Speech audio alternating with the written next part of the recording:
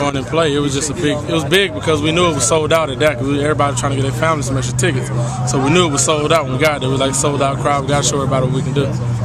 So you guys had Antonio dressed out, but obviously he wasn't at 100%. What are we looking at as far as Saturday coming, as far as your position with Antonio and competition there? I don't know. He practiced a little today, so I'm assuming he's trying to play against Furman.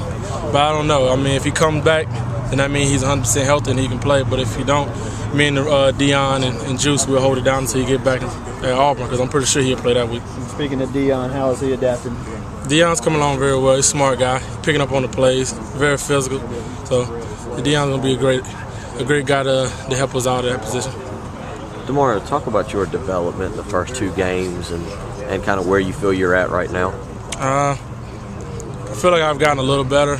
I have a lot of things that I need to do better as far as on the point of contact. I had to get a little more physical, read and react a little quicker, and stop making a little mental mistakes. So I feel like I've gotten a little better. I haven't messed up too much. So, hey. Did you feel like you really need to step up, with Antonio out? I mean, obviously a lot of it fell on your shoulders. Did you feel like, hey, I've got to perform? I always feel like I got to step up when I get my chance. I want to go in there. I don't want to make no mistakes. But with Antonio out, I just felt like the one thing I need to do was help the guys behind me get better because I knew a little bit more than they did. So I was making sure that the guy backing me up would know a little bit more in case I get tired. It just wasn't going to be on me because, as you know, playing SEC football, you need to back up. You don't want to play every single snap of the game. Is this what you expected? You could have gone really anywhere in the country and you chose South Carolina. Is this kind of what you expected when you chose South Carolina? Based on the first two games, yeah, because I chose South Carolina because they hadn't did anything. It came down to South Carolina and Alabama, and the difference was all South Carolina negatives. The fact that they didn't have SEC championship, they don't have 10,000 All-Americans, they don't have net championship. So based on these first two games, my sophomore year, yeah, this is what I came in for. Being an in-state guy and a hometown guy, talk about the pride you have for winning a game like Georgia, and you talk about those negatives and what you and the team have to continue to do to make this maybe a special season.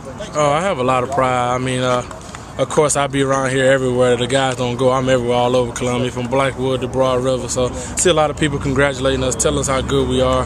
But we haven't did anything yet. It's just the tip of the iceberg for us. We're trying to get a lot better. And the team, man, we enjoyed the win this weekend. Now we're trying to move on to Furman and get ready. This is a big win for us because, as you know, Georgia has been running the rivalry between South Carolina and Georgia, so it was a good win. How do you and the rest of the defense prepare for Furman and not start to look ahead to Cam Newton and Auburn? We look at what Furman did, 4 years ago, how they came here and beat us. Simple as that. I mean, they beat us here 3 or 4 years ago. What was it, Wofford then? Came close. They didn't came beat close. us. Came close. Someone came here and beat us, got close. So, hey, that's what we look at.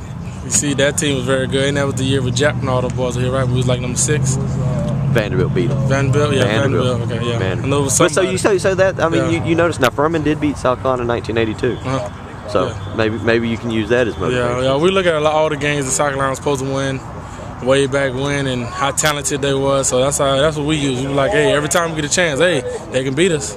You know what I'm saying? A couple teams like Vanderbilt that year, they was number 7 and 6 in the nation. They got beat by Vanderbilt, which they were supposed to be a landslide victory. So that's what we look at, things like that. Let them know. We're not Superman out here. Yeah. It's like we get hit by a bullet and they won't go through it. So we know that those guys put on their pads and we put on ours. A lot of those guys wanted to be here. It's Furman in-state school, so you know they're gonna come in fired up.